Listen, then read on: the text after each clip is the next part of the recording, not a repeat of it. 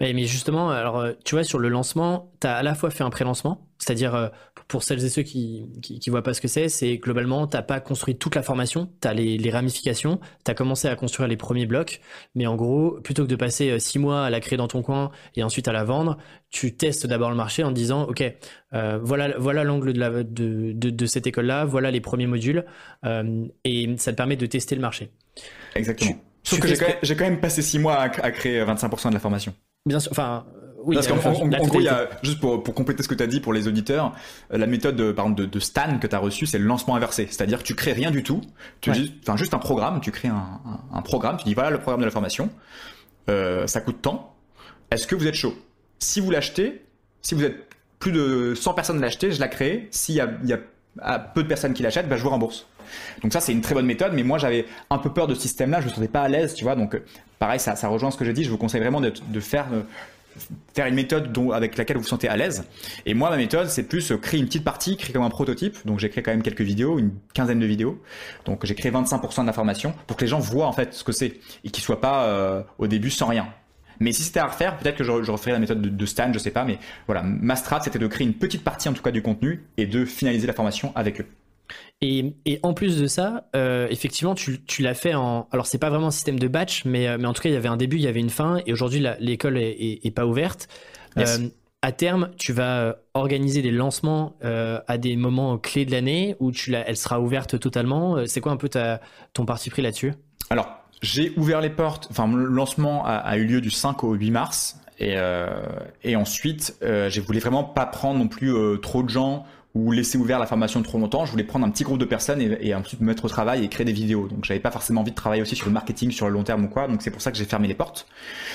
Ensuite, il y a eu le coronavirus. Et je me suis dit que c'était une super opportunité pour que les gens apprennent des choses et se mettent à la vidéo. Du coup, j'ai réouvert les portes pour reprendre un peu plus de personnes. Donc là, aujourd'hui, on est 250 personnes dans l'école. Ah oui, quand même. Et ouais. Et le but, c'est pendant les 3 prochains mois, mettre un maximum de contenu, rendre les gens heureux. Je veux vraiment qu'ils apprennent des choses et tu veux finaliser l'école, enfin pas finaliser, mais dans 3 mois, ça sera quand même bien abouti. On sera peut-être à 60% de contenu, mais que les vidéos leur plaisent à fond. Et ensuite, dans 3 mois, le but, c'est de laisser toujours ouvert et mettre en place un système de webinaire automatisé avec de la publicité sur Facebook, YouTube et Instagram. Voilà, et ensuite de laisser toujours ouvert, on appelle ça evergreen dans le milieu de l'infoprenariat. Ok.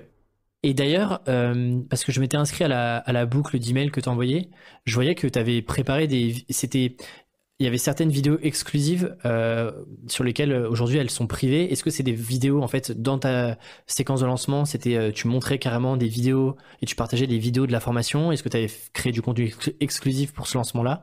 Comment est-ce que ça s'est passé un peu pour que tu utilises tout ça? Alors en fait, j'ai utilisé une méthode, enfin je me suis inspiré d'une méthode américaine qui est la méthode de Jeff Walker, qui est un peu un des papes du lancement orchestré justement. J'ai fait un lancement orchestré. Donc le principe c'est d'envoyer en fait d'avoir un pré-lancement, un lancement et un post-lancement. Donc ce dont tu parles c'était le pré-lancement. Donc avant de lancer en fait l'école, j'ai envoyé effectivement des extraits gratuits de l'école et certaines vidéos que j'ai créées spécialement aussi pour ce lancement pour justement donner envie aux gens et leur montrer un peu ce que ça pourrait être à l'intérieur puisque c'est quand même agréable quand tu es consommateur de d'abord voir un peu à quoi ressemblent les vidéos avant d'acheter.